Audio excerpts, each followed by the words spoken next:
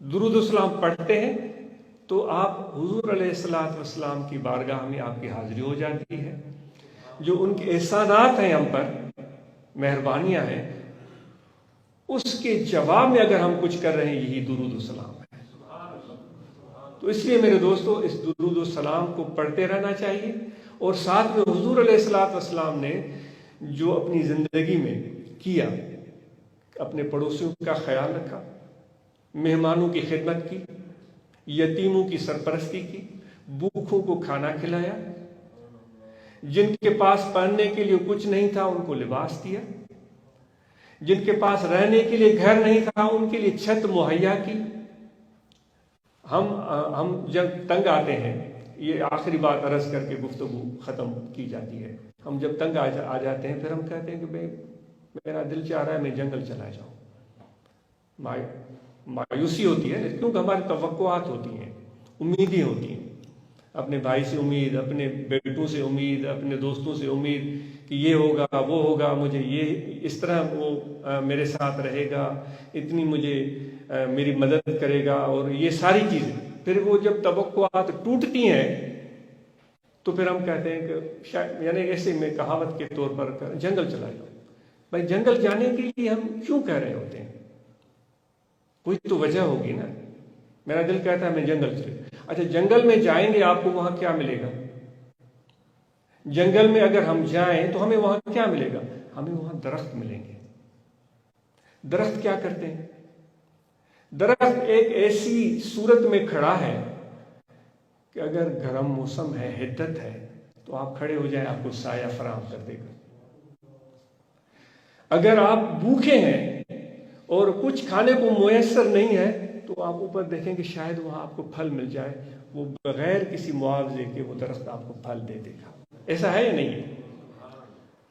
اگر آپ کو وہاں بستر میسر نہیں جس پر آپ آرام کر سکیں، انسان کی یہ بنیادی ضروریات ہوتی ہیں. ایک تو کھانے کے لیے کچھ چیز چاہیے، پھر پہننے کے لیے چھت، رہنے کے لیے چھت چاہیے. یہ چند ایک بنیادی ضروریات. پھر ہم نے ان کو اتنا یعنی کہ وسیع کر دیا ہے، وہ ہماری اپنی مزاج ہے کہ اس کا کوئی اختتام ہی نہیں ہے. اگر آپ کو بستر وہاں میسر نہیں ہے تو درخت کی طرف دیکھیں گے، اس کے پتے موجود ہیں، پتے بچھائیں، اس کو درخت کے اس پتوں پر سو جائیں، آپ کو بستر کا مزہ آئے گا. اسی طرح یہ سارے کام درخت کر رہا ہے لیکن وہ کچھ بول نہیں رہا ہے کہ میں نے تجھے پتے دیے، میں نے تجھے پھل دیا، میں نے تجھے سایہ دیا. کچھ نہیں بول رہا ہے. یا وہ آپ کو یہ کہانی سنانا شروع کر دے جس طرح ہم کرتے ہیں، کہتے ہیں کہ بھائی فلاں کو میں نے کھانا کھلایا، فلاں چودھری صاحب آئے تھے میں نے اس کو سایہ دیا، فلاں چودھری صاحب آئے تھے میں نے اس کو فروٹ کھلایا، فلاں پیر صاحب وغیرہ آئے تھے میں نے اس کو یہ دیا. یہ کہانیاں درخت نہیں سناتا.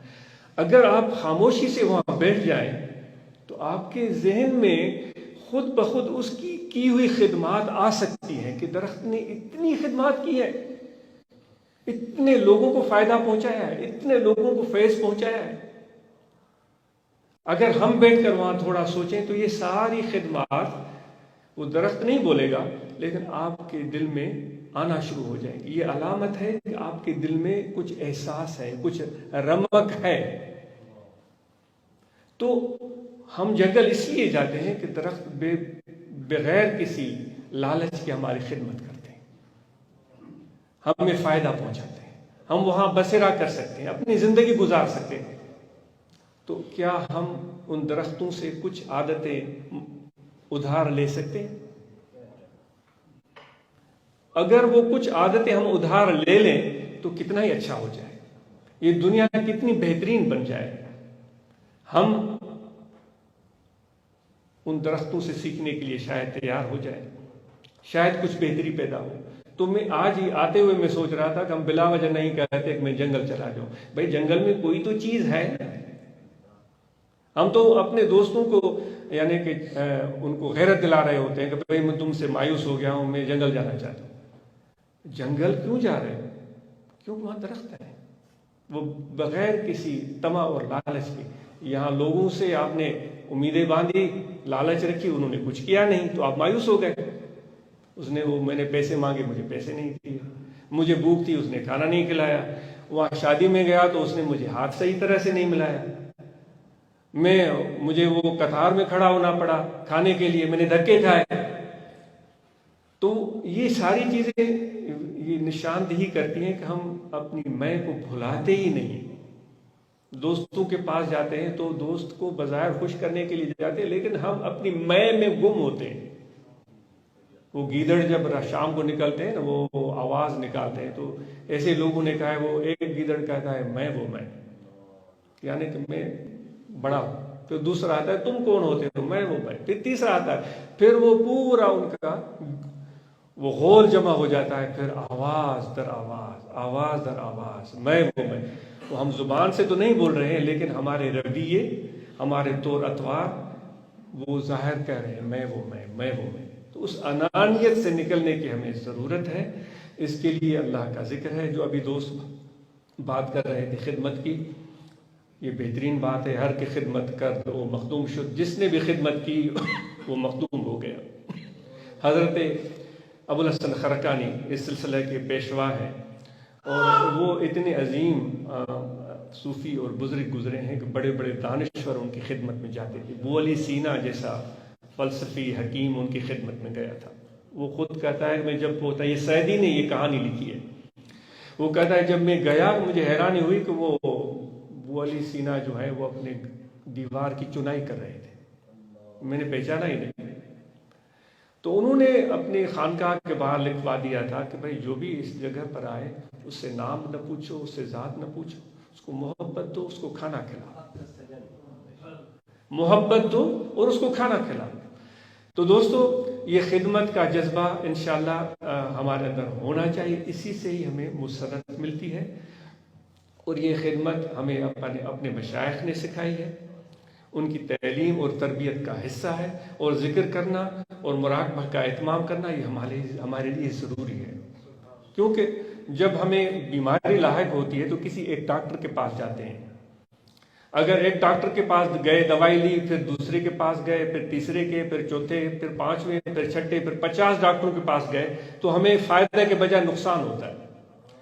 تو یہ ذکر کی محفل اس لیے منعقد ہوتی ہے تاکہ ہمارا رابطہ مستقل جڑا رہے۔ وہ جو فرید الدین عطار نے کہا ہے کہ ذکر پکا تازہ ایمان نشکنت، جو ان محبت برگزیدہ خدا کے پیارے دوست ان کی بیٹھ کر جب تم ان کا ذکر کرتے ہو تو تمہارا ایمان تازہ ہوتا ہے۔ تو یہ محفل کو ایسے نہ سمجھے کہ بھئی وہاں جائیں گے اور کیا ہوگا، کچھ بھی نہیں ہوگا، نہیں، آپ بیٹھیں، صرف یاد کریں اللہ کو، اس کا ذکر کریں اور حضور علیہ السلام کے فیض کا انتظار کریں۔ چاہے اگر وہ 10 منٹ قائم رہتا ہے پھر تو سبحان اللہ، 2 منٹ بھی قائم رہا تو اس کی برکتیں ہوں گی۔ تو یہی ہمارے اس محفل کا مقصد ہے۔ تو ذکر یہاں قلب پر انگل رکھ کر میں عرض کر رہا ہوں، یا انسان کا دل ہے، دل میں توجہ رکھیں، کھڑے بیٹھے لیٹے سوئے جاگے، وضو ہو یا نہ ہو، زبان خاموش رہے، سانس آتا جاتا رہے، خیال ہے کہ میرا دل پکار رہا ہے اللہ اللہ اللہ اللہ اللہ۔ یہ خفی ذکر ہے، تو یہ بڑا آسان ہے، بس توجہ قائم رکھیں اور مشق کریں، یہ آپ کی عادت ہو جائے گی۔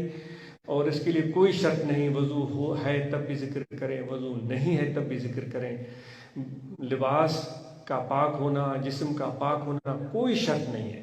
یہ ہر حال میں اللہ تعالیٰ کا ذکر ہمیں کرتے رہنا چاہیے، یہ ہمارے روح کی، ہمارے قلب کی غذا ہے۔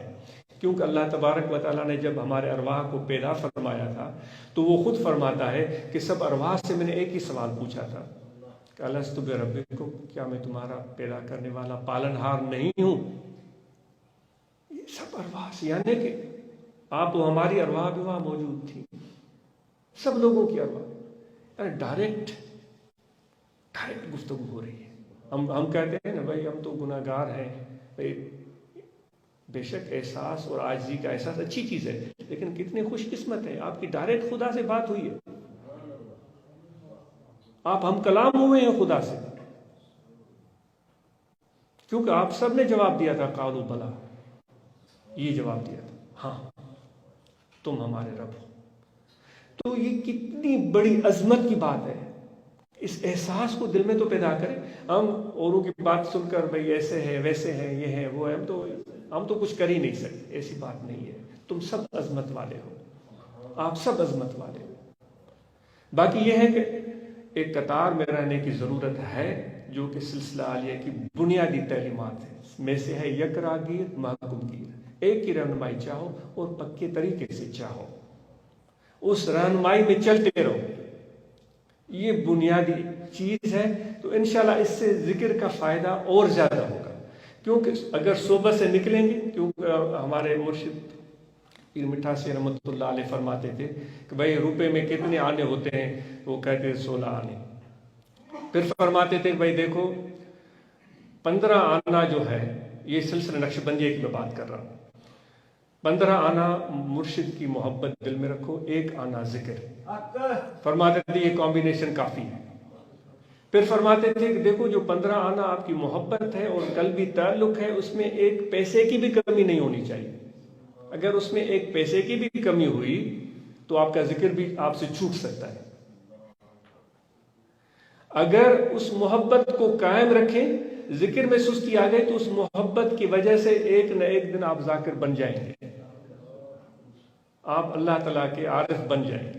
تو اس لیے اس محبت کو اپنے دل میں جگائے رکھیں. جس طرح حضرت ابوبکر صدیق رضی اللہ تعالیٰ عنہ کی بات ہو رہی تھی کہ وہ محبت کے میدان میں سب صحابہ سے آگے تھے، اس سلسلہ عالیہ کے پیشوا حضرت ابوبکر ہیں. تو وہی محبت اس طریقہ عالیہ میں بنیاد ہے.